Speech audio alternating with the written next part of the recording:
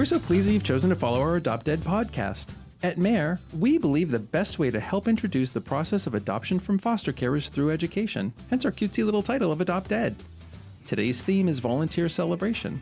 In our podcast today, we'll be talking about the many ways that volunteers help us to meet the needs of children and families. We'll also have a visit later in the show from Robert Case. Robert and his husband Christopher Teague are adoptive parents who have given back to the community as volunteers in so many ways, and I can't wait to introduce you to them.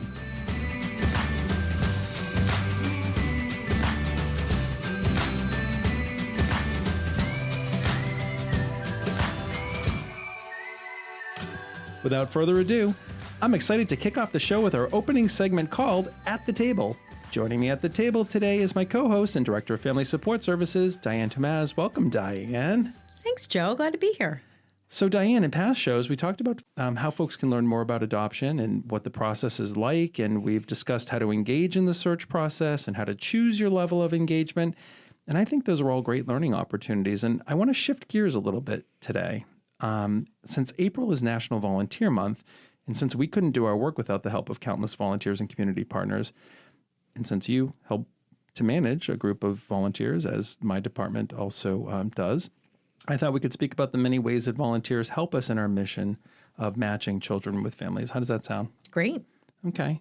So I probably met you as a volunteer before I was actually here at MARE. I heard you speak on a panel with one of your sons.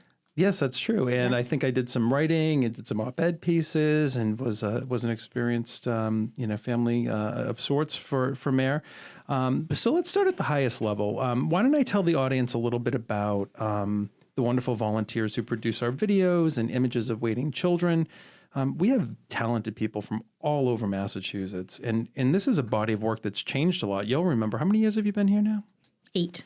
Right. So you'll remember that what we used to call everything Heart Gallery, right? So everything from the pictures of the children to the people who did the work to event photos, we just used to call it all Heart Gallery. And it got a little out of control. So I'm using new terminology. So for any of our volunteers, you're going to hear me say things like professional photographers and videographers because that's what we're talking about. We're also talking about Heart Gallery. Heart Gallery is our portraiture, right? These portraits that travel around the state. We also have a digital Heart Gallery now. Those are all volunteers. It's all volunteer work. And we have people, as I said, from all over the state, from all walks of life. Some people are professional photographers. Some people have professional photo and video businesses. Others are just novices or amateurs who really like doing this work. And sometimes we have really fun shoots. We had this great photo shoot at the Hanover Theater in Worcester. I don't know if you remember that particular group of photos, but oh my gosh, we had so much fun with those kids. So if anyone wants to learn about being a photographer or a videographer for us, they can certainly visit us at mareinc.org, or Olivia from my team is who we can certainly send people to. That's Olivia D like Dalton, or D like dog. I hate to say D like dog. That feels Olivia D at mareinc.org. And so that particular program is a program unto itself, and we certainly need talent and help for everything from kid photos to event photos. But you have a program that you work on, a mentor-mentee program, something I'm kind of familiar with myself. Why don't we talk a little bit about that? Because that's a long-running program and an important piece of the work here. Sure. I think before I start, Joe, I just want to say I think what's so amazing about the videographers and photographers who volunteer their time for us is that many of them have no connection to adoption. Right. And many of them don't necessarily work with kids in their profession, but this is just something that they're called to for one reason or another. 100%. Yeah. Yeah. And then they feel great about it after their first time, their first shoot. They want to keep doing it. They totally do. And, you're reminding me of something that I probably should share, and that's the commitment. So when people are volunteers, especially, so with anything, with your group of folks as well as with the group of folks that my department works with, it's at their discretion. We get out ahead of things. We try and be, very planful and get out way in advance and say, hey, are you available? You tell us what you can do and where you can do it and the geographic range you're willing to work in, and then we work with you, right? So that's important. You're right. A lot of people don't have experience with kids. A lot of people just are doing, what it is that they like to do as a hobby. They are, just out and about in the community many times. And really, they are just invested in the work. They just love doing the work. And it might be once a year. It could be 3 or 4 times a year for our videographers and photographers. But, in that particular instance, you don't have to be someone who's doing this professionally as a career. And the mentor-mentee program is specifically for parents who've adopted. So what it is very natural. It's bringing together folks who've already adopted, who want to share their experience and want to lend an open ear and support and guidance to families who are now in process. And the mentees are folks who are open to asking questions of someone who's done it and open to sharing maybe some of their insecurities or fears or challenges they're having with a child who's placed with them. And what we do is we try to match those folks based on who they are, what's important to them, and the kind of experiences that they've had. So one of the things that I look at when I'm matching mentors and mentees is, are they a single person? Right. Are they a couple? Are they LGBTQ or straight, if that's important to them? Right. Some people really want to talk to someone else who knows what co-parenting is like versus being a single parent, for example. Sure. I'm also looking sometimes at geography. So if I can bring people together who live fairly close to one another and have the ability maybe to get together, if that's what they choose, then that's fantastic. Not only for the parents, but for the kids too. Now, some of our kids don't have connection with other adopted kids. It's amazing. So over 20 years now, I've been an foster adoptive parent, and I learn the most from other people in this world, right, who live in this foster adoption world. Not that, and I've said this many, many times, not that my family isn't kind and compassionate, because they are infinitely kind and compassionate, but the language I use, the challenges I have, they're somewhat unique to foster and adopting. Yes. And so when you can be around other people who aren't necessarily going to judge you for sharing something that might be unique to being a foster or adoptive parent, that's amazing for people, right? Yeah, and the same is true about, choosing to call your mentor rather than your social worker.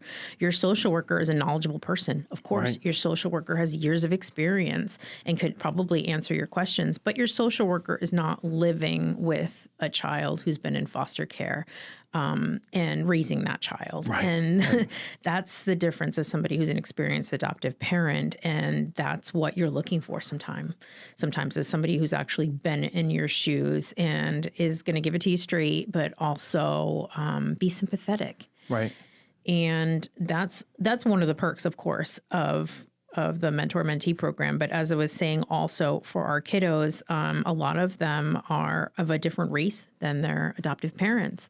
And that's another layer of complexity in adoption. And I think for them to look at other families that mirror theirs is really powerful.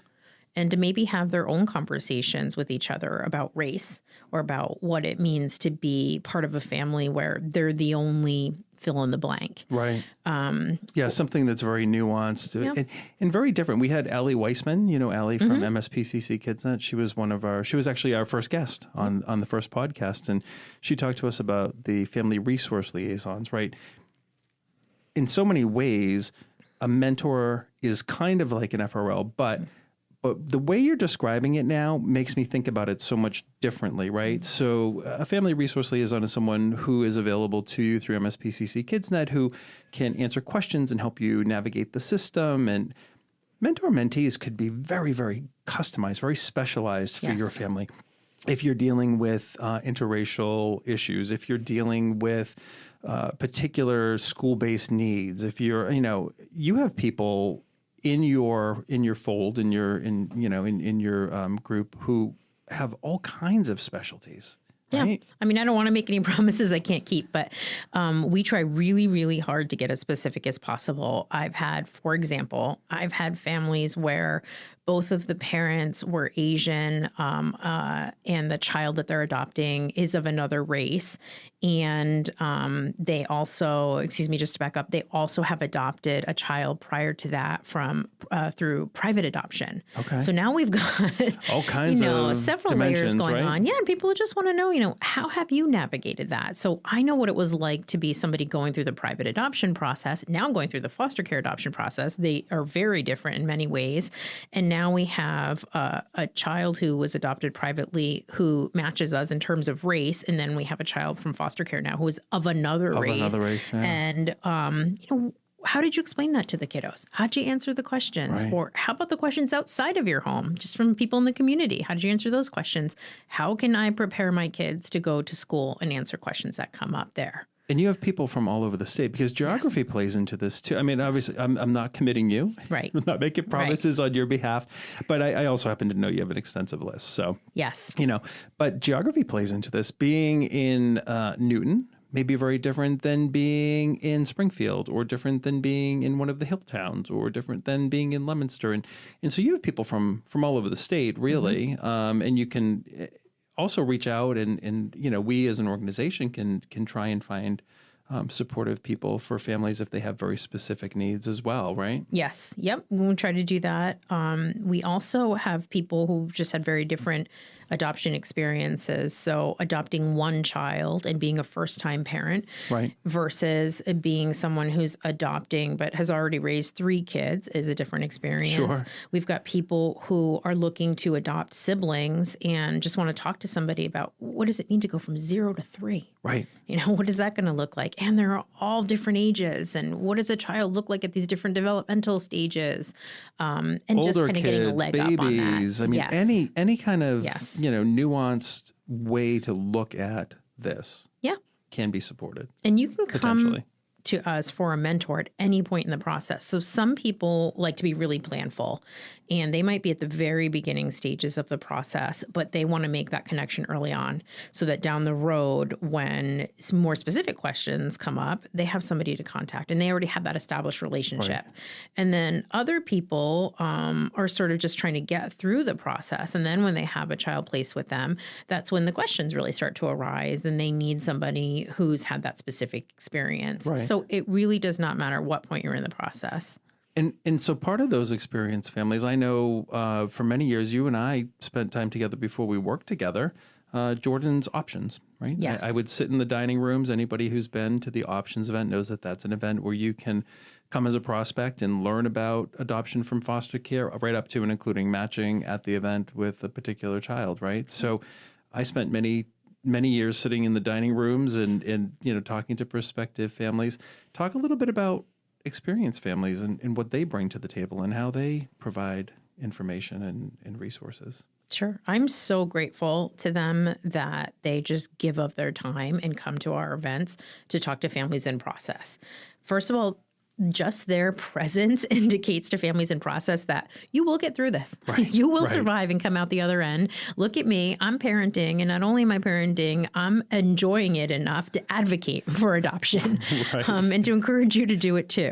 Well, that's that factor that we talked about. Do you remember when we were recording back for the March episode, we were talking about how it kind of gets romanticized over Yes. time, right? That Yeah. it's like having a baby. You kind of forget the pain of childbirth at some point in time, right? But it's also good to know that people have come out the other side, even with challenges. Yes. And say, no, I still advocate for this. This is still a good thing. Yeah, like I'm not here to sugarcoat it for you. Right.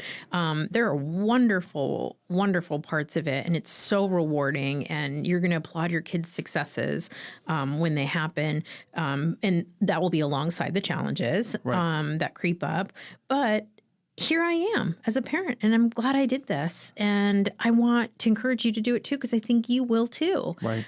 So that's very powerful. And I think the other piece of them attending events is because it gives families, prospective families, a break. from what's going on at the rest of the event. So there's that piece of talking to social workers, which can be daunting for some families who feel like, oh, I really need to, put on my best face and I really need to impress people. And there is that part of matching that I think brings about those feelings in some people. Sure. And then there's also the piece about meeting kids, which can be really exciting, but for some people also is a little intimidating. And it depends how you feel. I've met people over the years, and Mo and I talked about this in an earlier episode too. Not every party environment is going to be right for every person. Yes. Sometimes a really high energy, options in Beanstalk are two super high energy. Assumption is like this too, right? Huge, grand events, lots of kids, lots of people, lots of movement, it's not everybody's thing. Yeah. But we also have smaller the strobe parties. Lights, you got the music. Yeah. And there's lots of opportunities to meet. I mean, you have events throughout the year where you can, there are panelists and there are experienced families that talk about it. I'd also be remiss not to talk about what we call success stories, or what we now actually are calling adoption stories. I should actually say this correctly. And it's people sharing, and it may be the same group of people. What's interesting is when Diane and I started working together at MARE, the grant that I was working on took us into some overlap.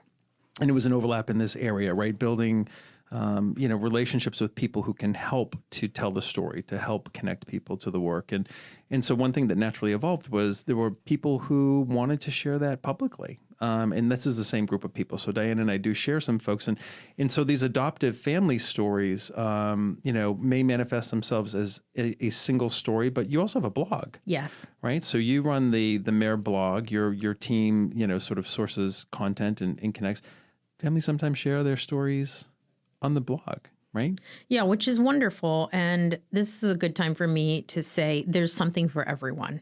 Yeah, and I really mean that. So you don't have to come out of your comfort zone so far that, you're worried about what you're sharing or what your strengths really are.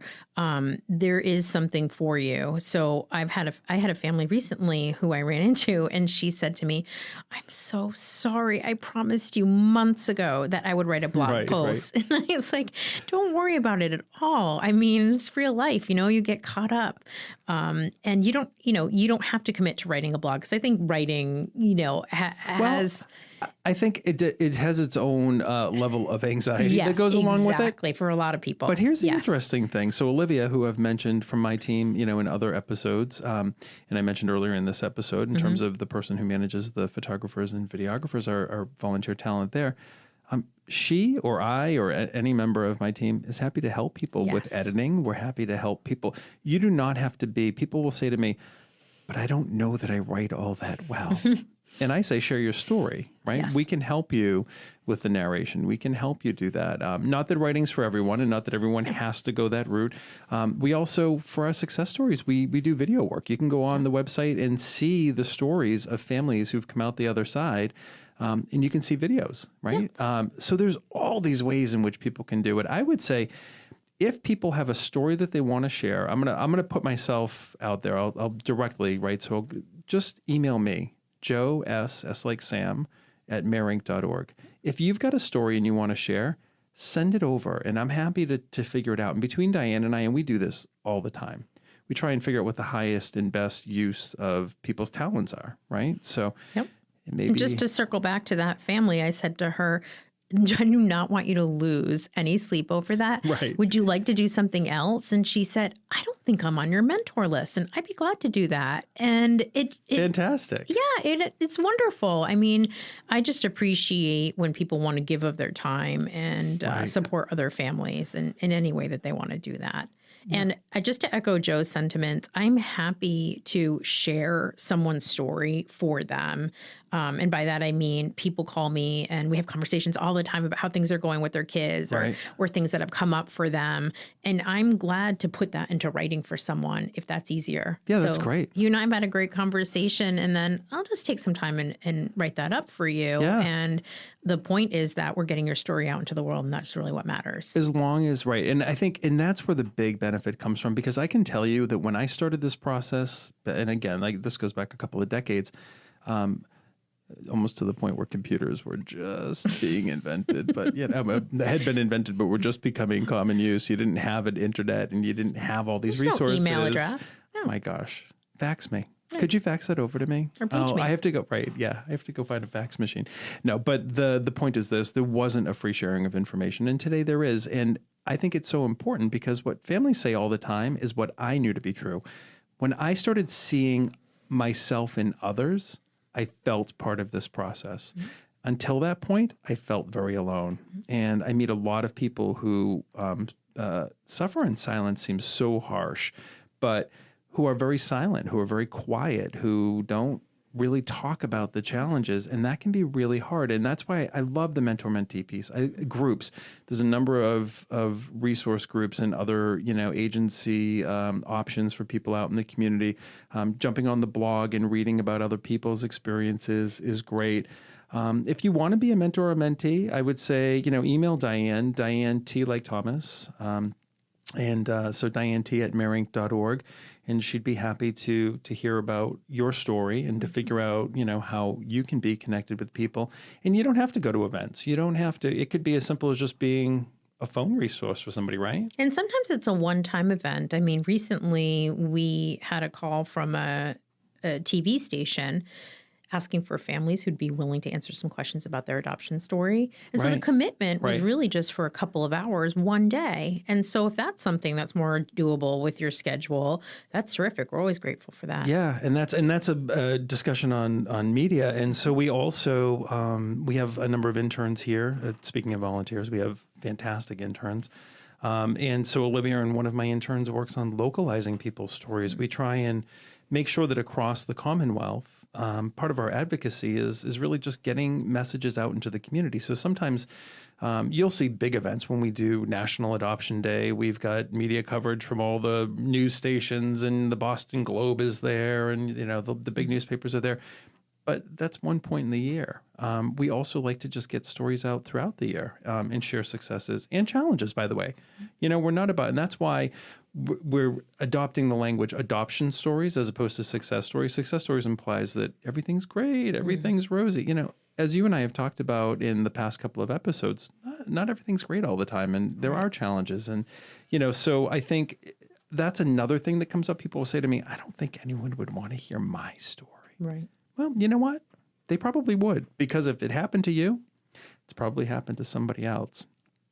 I think we'd be remiss if we forgot the other volunteers who staff tables at events and who help to direct kids and families around events and, who just basically show up and say, tell me what to do, right? And lend us a hand. And so we're so greatly appreciative of the kindness of everyone who donates their time and talents to our organization. And I think this is the point in the show, and it's April, and it's National, Volunteer Month. And, we just want to thank everybody. I know we try and do that throughout the year, but gosh, we couldn't do it with all of these people, hundreds and hundreds of people. No, it's not just rhetoric. We really mean it. I mean, there are so many events that I've had experienced families volunteer to go to, even on Mayor's behalf, where we haven't staffed the event, but we've had a call from, let's say, a church, for example. We have an event coming up this weekend where we know this experienced family is going to do a great job talking about adoption from foster care and advocating for our kids. Right. And that's the kind of work that we honestly could not fit into our schedules and really rely on our experienced families to do. No, for sure. And actually, I'm going to be interviewing Rob Case later in this show. And Rob is a good friend of both of ours because he's a super volunteer. Mm-hmm. And one of the things that he did was he found an opportunity, many over the years, but most recently found an opportunity at his church to help, plug in our digital heart gallery, to do some work educating his church community about what is the dialogue around adoption from foster care and what foster care is all about. And so if you can think of a way to volunteer, we can probably find a way to use you. But looking at your own life as it is now, looking at your calendar and your schedule, finding ways to fit in advocacy and volunteerism is probably a lot easier than creating something from scratch, which is, not everybody's forte. Right. And so if you are going to a place of worship every week, then maybe that's just the easiest way to get the word out. You could ask us for some brochures. We're glad to provide you with them. Or perhaps you'd like to ask if they would feature the Heart Gallery That's a really easy ask for us. Or maybe it's that you work somewhere where there's a natural traffic flow. You've got people coming in and out all of the time. That's a great way. That's huge. Well, you also do. I was thinking out. lunch and learns. You can, by appointment, schedule time to go in. If somebody works for a company and what they can offer to you is an opportunity to come in and talk about adoption from foster care. Certainly, we can bring the Heart Gallery or the digital Heart Gallery, as a leave behind. But you can come in and talk to the staff about the ways in which they can engage and help and support. Right. So there are numerous opportunities. But really, back to my original point. Thank you to all of our volunteers. We really appreciate you so much. And we do try and thank you throughout the year. But it's April. Happy Volunteers Month. Thank you. So let's, I'm trying to do vocabulary every month and demystify and talk about the kinds of things that we use for terminology and jargon. And so Heart Gallery and Digital Heart Gallery, which I sometimes call DHG, these are tools that have been in use for a long time. The Heart Gallery in its original incarnation is a collection of professional photos of children who are legally freed and waiting for adoption. It appeared on carpetboard displays initially and rotated throughout malls and still lives in that incarnation. But we have now supplemented that with the Digital Heart Gallery. Our friends at Jordan's Furnitures have an ongoing Digital Heart Gallery at several sites. We have a mobile Digital Heart Gallery, so we now bring out what we call the big television display. And so the Digital Heart Gallery and Heart Gallery are a collection of portraits of waiting children, success stories. Again, we're calling adoption stories these days, but it's just a way for us to share the message. And it could be that they've got a photo or a video or an official story, on our website. But it could also be that they're writing for your blog, right? Mm-hmm. So share however you can. Mentor-mentee program. Want to do that one more time? Sure. Just a reminder, we bring experienced adoptive families together with families who are in process. It's a way to get support and a non-judgmental ally who's going to walk you through the process. Great. Well, I think this was all very helpful. And as we wrap up this segment, why don't we remind our listeners of how they can, get more information, how they can, learn more about what we've talked about today. Sure. Lots of different ways. You can join us at one of our events, which are posted on mareinc.org. You can check us out on any of our social media outlets, Facebook, Twitter, Instagram, or you can give us a call at 617-964-6273. Great. Well, I want to thank you for joining me today. And you know how much I enjoy working with you. So thanks for being in the studio. I love doing it. Thanks so much for inviting me. We'll be right back to introduce you to a few waiting children right after this short break. Be right back.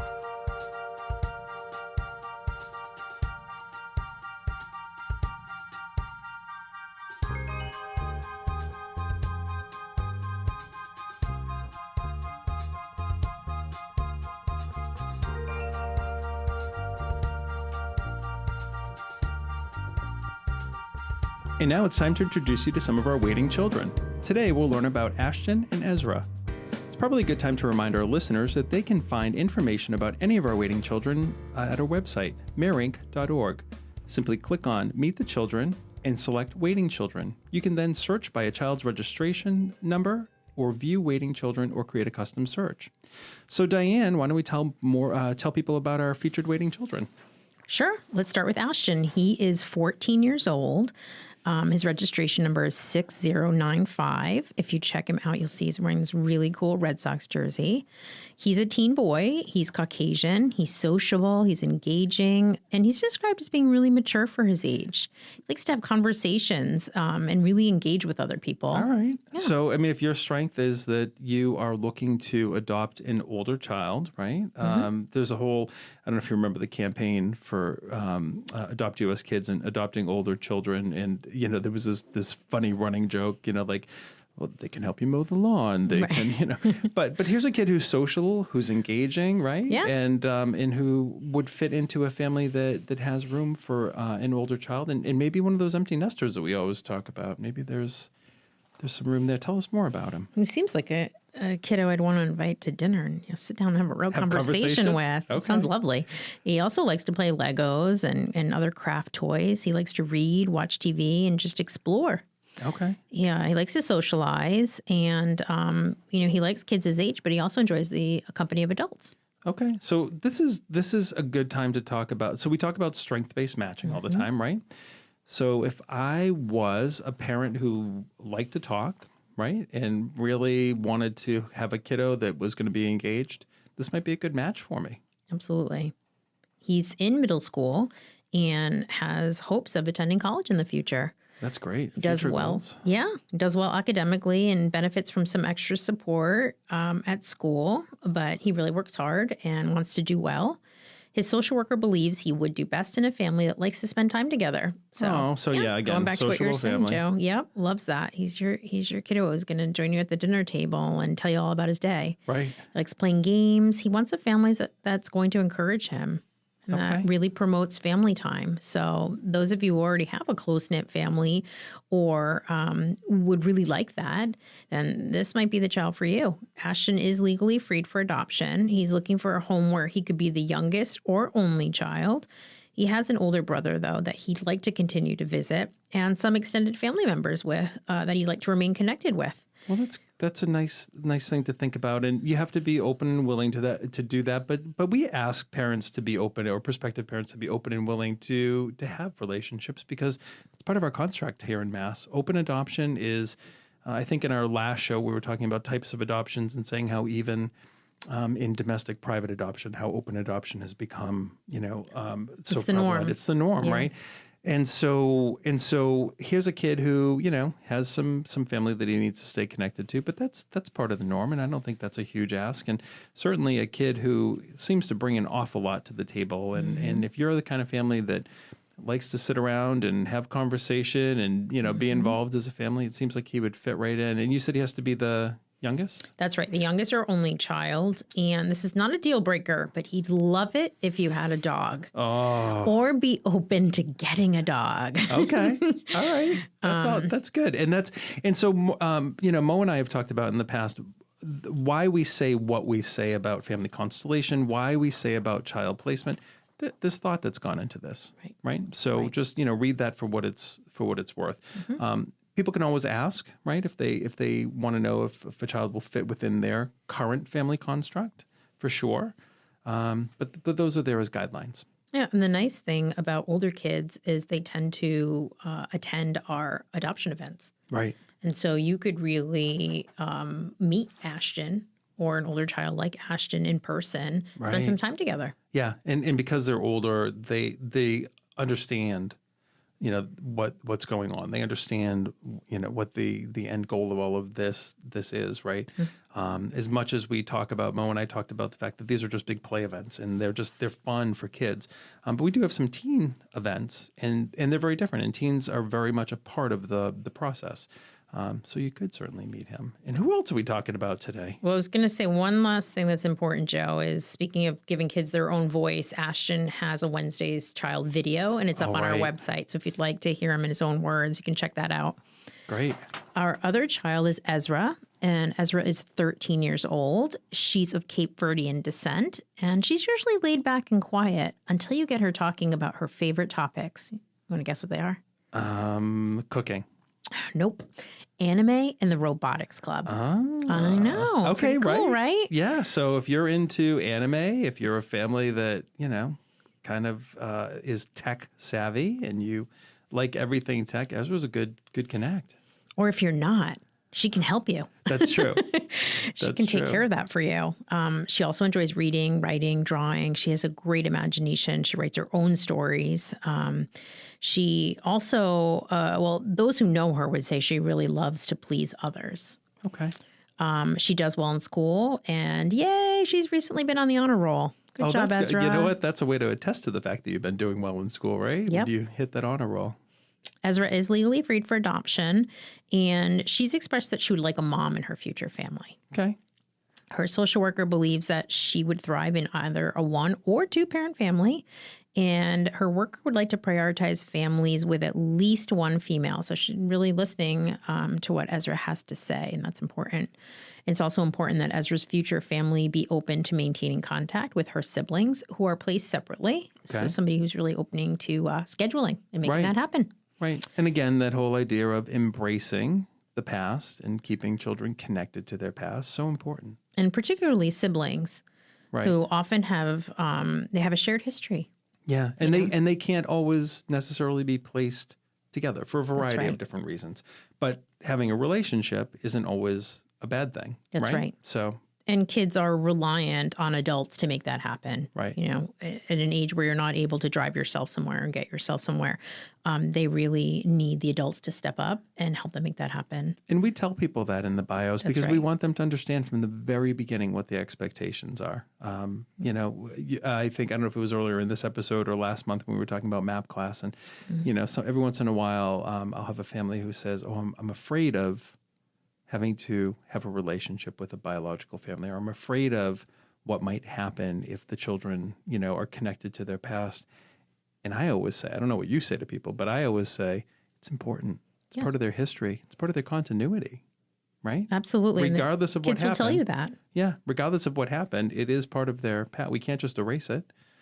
So having that connection is important. And sometimes siblings, in my experience, sometimes siblings have been even more important than parental figures, simply because of that shared history and the camaraderie and the fact that, you know, sometimes they were there to look out for each other. And it's so important. And Ezra also has a video online, which is Right. terrific. So you can get a small sense of who she is if you check that out on our website. Great. Well, I think that this is another wonderful information segment, and you can certainly check us out at marink.org. Call 617-964-6273. Of course, as Diane always reminds you, you can attend an event. And so these are our kids for this week. Check out Ashton and Ezra. Thanks for joining me, Diane. It's always fun to work with you. It's good to do all of these wonderful, fun segments. And this month was especially fun because it's Volunteer Month, and we get to thank all of our volunteers. So thank you again. One last thank you to you and all of our volunteers. Thanks, Joe. All right. Well, we're going to take a little break, and we'll be right back with our special guest, adoptive parent and volunteer extraordinaire, Robert Case.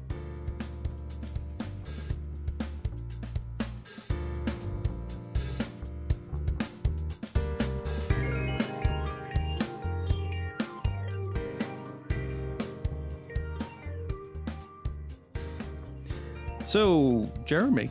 Yes. Producer Joe. Jeremy. Yeah, making my first appearance here. I think it's great. And I thought maybe you could help me tell everybody about an event that we have coming up in May. It's our annual Walk Run for Adoption. Yes, of course. It's very exciting. One of our biggest events of the year. It's a great family-friendly event. You can bring all the kids. There's the Walk Run, of course, which is like a 5K at the Jordan's Furniture in Taunton. And then afterwards, there's a after-race party with food and games and arts and crafts. And yeah, it's amazing. And you don't have to walk or run. I mean, you know, you can. Yes. But there's lots of ways. This is a fundraising event for Mayor. And so there's a lot of ways that you can raise money. You can certainly have a team. So you talked about the walk run aspect, but we have people who are virtual participants who aren't able to join us because their calendar doesn't allow, but they still raise money online. And you can, you know, come and hang out and you know, have a fun day. So for folks to get more information, visit us at jordanswalkforadoption.org. Click register, donate, or get more information.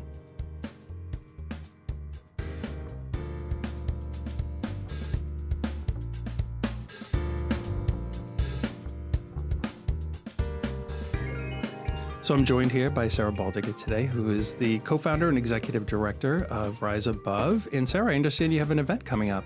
We do. We are turning 10 years old. I can't believe I've known you for 10 years. I know. So we are celebrating 10 years of impact. We've served almost 5,000 kids and distributed more than $1 million. That's amazing. Yeah, to help kids with extracurricular activities. So we are throwing a party, a birthday That's so party. fun. Yeah, it'll be on Saturday, May 18th in Worcester. And If people want to join you, how do they get tickets? yeah, there's information on our website, Okay. which is weriseabove.org. Perfect. And if they want to send you an email, it's at the same rate. So is it? Yep, Sarah, SARAH, at weriseabove.org. Great. Well, listen for Sarah in an upcoming episode in July. Thanks for joining us. Thanks, Joe.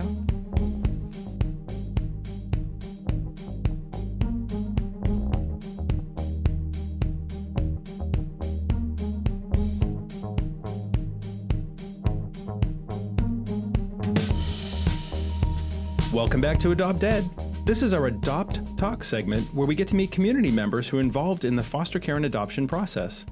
Joining me today is adoptive parent and volunteer to mayor in so many ways, Robert Case. Welcome, Robert. Thank you. Can I call you Rob? Absolutely. Perfect.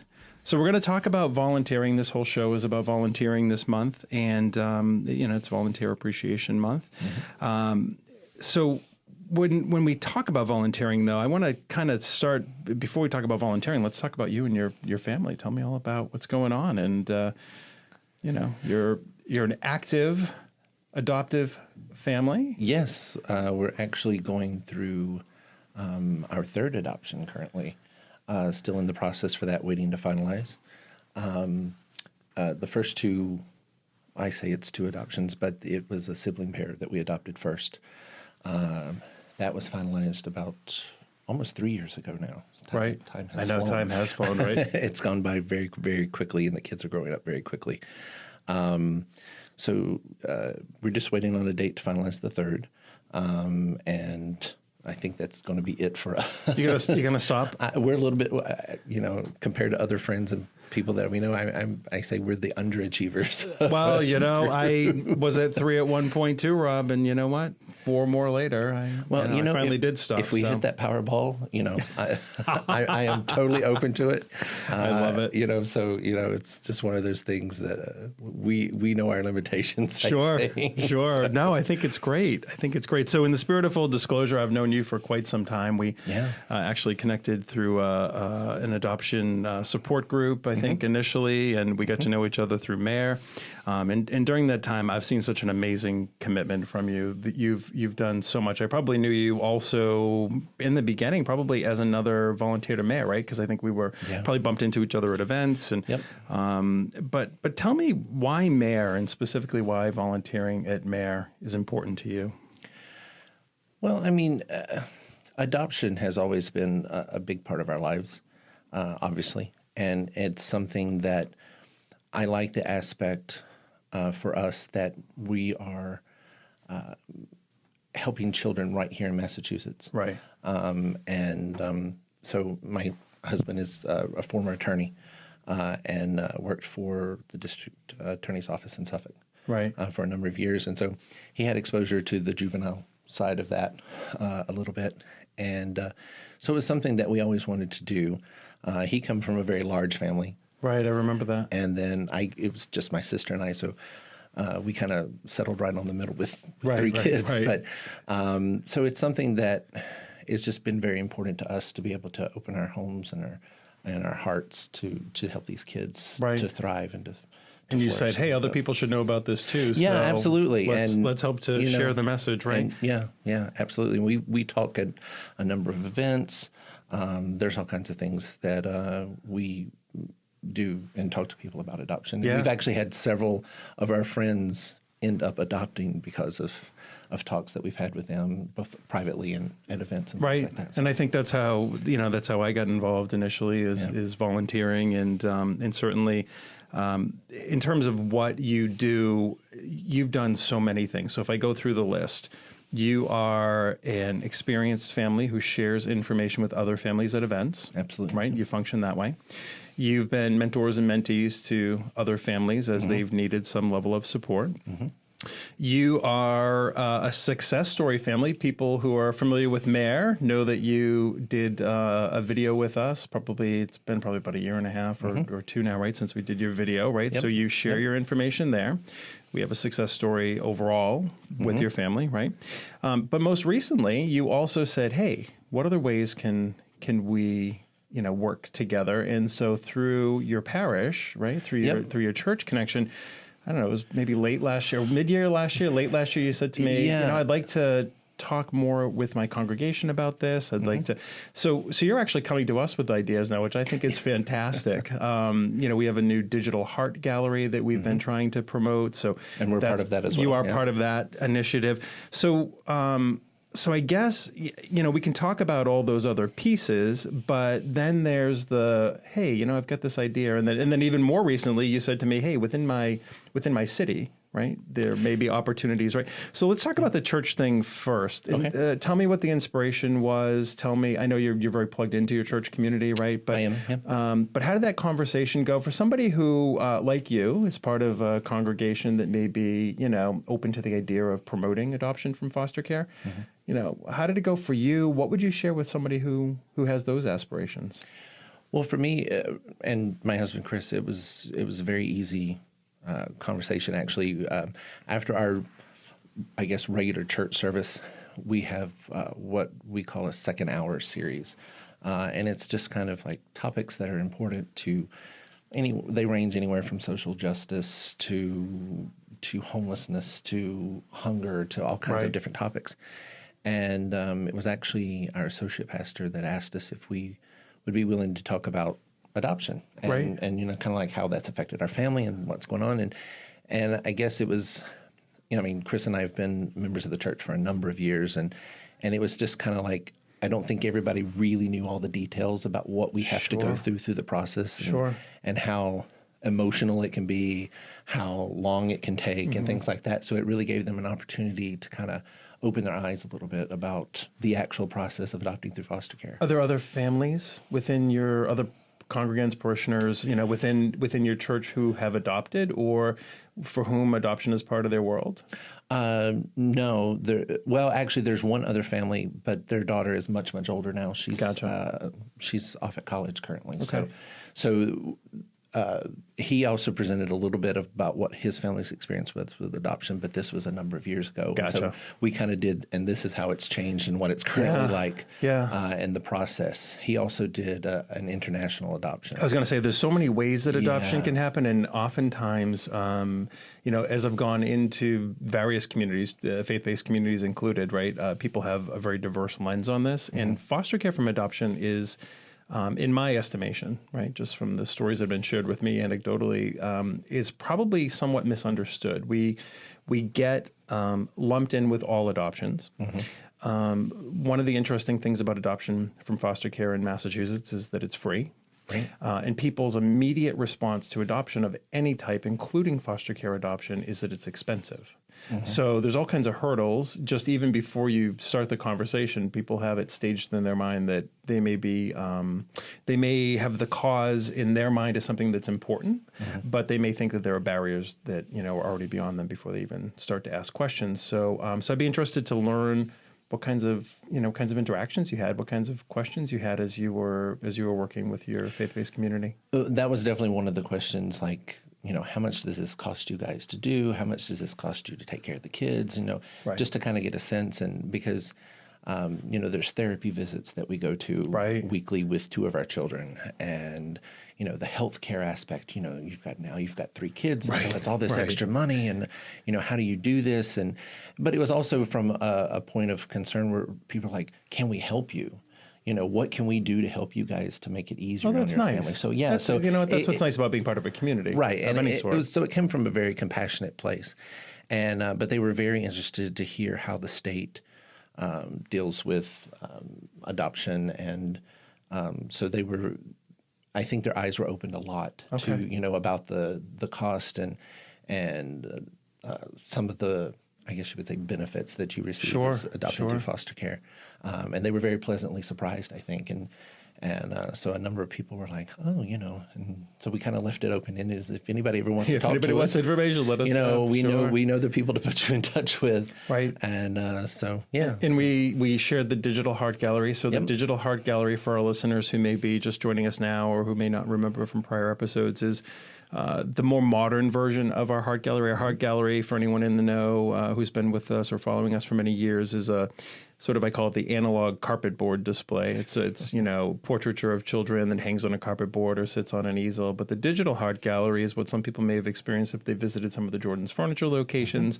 Our own lobby has it installed, or if they've seen our large television display, and that's available to send out like we did to Rob, right? And said, hey, you can share this with your community. And certainly, as we're here today in studio with producer Jeremy, who is always with us in our podcast, he's the one who is our digital communication specialist, and he's happy to send it out and update people. So if anybody wants more information about the Digital Heart Gallery, or if they want to learn how they can share information, with their parish or with their community group, we're more than happy to talk about that. And that's what Rob did. He reached out. So he has connections with Diane Tamaz, who some of you have heard is as my co-host of the other segment, and who is our family director of family support services. He has connections with my team because he's done a lot of work in the media and has done the success story work. So he just reached out and said, "Hey, I have an opportunity. How can I help?" And more recently, we were talking about, so you live in Framingham. I do.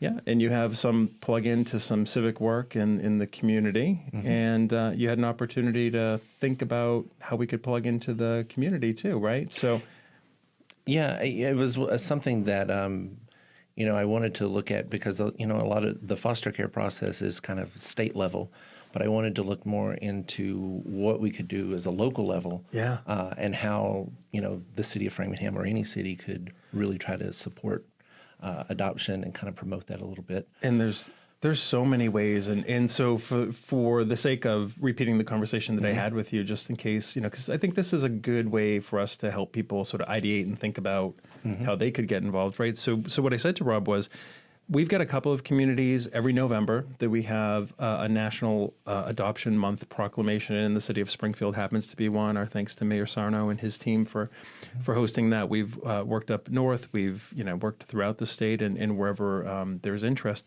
But that's a great thing to do. It is only one time of the month. I'm really trying to make sure that we are engaging year round and looking for new ways. So one of the things I was sharing with Rob is in the month of May, we're going to be at Boston City Hall, and we're hosting a really special version of the Heart Gallery where the children who are part of the Heart Gallery also are doing their own artwork and writing a little bit about sort of their connection to foster care and adoption. And that's an interesting and unique way to present information.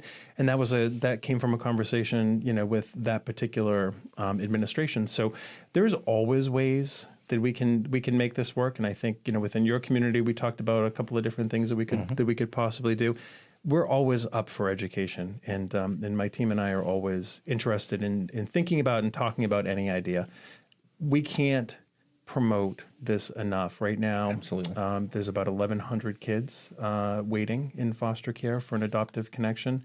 And so we can't say enough about it. We can't expose, the whole process enough so that people understand it. It's amazing that, I'm 20, a couple of decades, 21 maybe years into this now.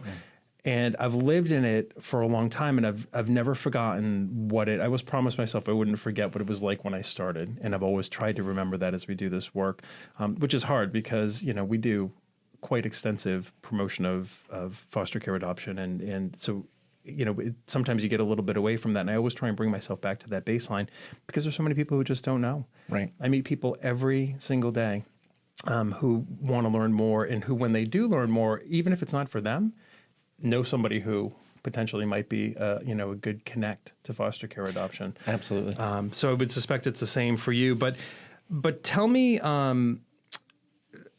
me, aside from everything that you've done, in the fact that you are, sort of thinking of new ways to connect with us, tell me what you would share with somebody who's out in the community like you, maybe not even as enculturated as you. Maybe, you're a foster adoptive parent, right? So that's a particular lens. But what about just somebody out in the community who says this cause is important to me? What would you share with them? What would you say drives you? How do you, how would you get them to take action? What could you do to help them understand how they could take action? Well, I think for us, the main thing is it's all about the kids. Right. And these children that are in foster care, they are going to be our legacy. They are going to carry on the future. And part of that is sometimes having to kind of take their life in a different direction, so to kind of break that cycle, because our first children, they came from a cycle where their parents had been involved in the foster adoption. Multi-generational. So it was a multi-generational thing. So it was trying to figure out a way to help them to kind of break that cycle a little bit. Gotcha. And to just bring more stability to their lives so they can be, good citizens and learn No, that's true. And I think that there is that social justice aspect, even if you are not yourself in a position now or maybe in the future to adopt, you can still contribute. You can still help, right? So I think that's important to remember. Well, great. Well, I appreciate you taking the time to come in studio and to speak with us. And we really appreciate you. You know that, right? My pleasure. We appreciate you at Mayor an awful lot. And thank you for listening to Adopt Talk today. I'm Joe Sandagato, Director of Communications and Public Relations from Mayor. If you're looking for more information, visit us at mayerinc.org or dial 617-964-6273. Until next time.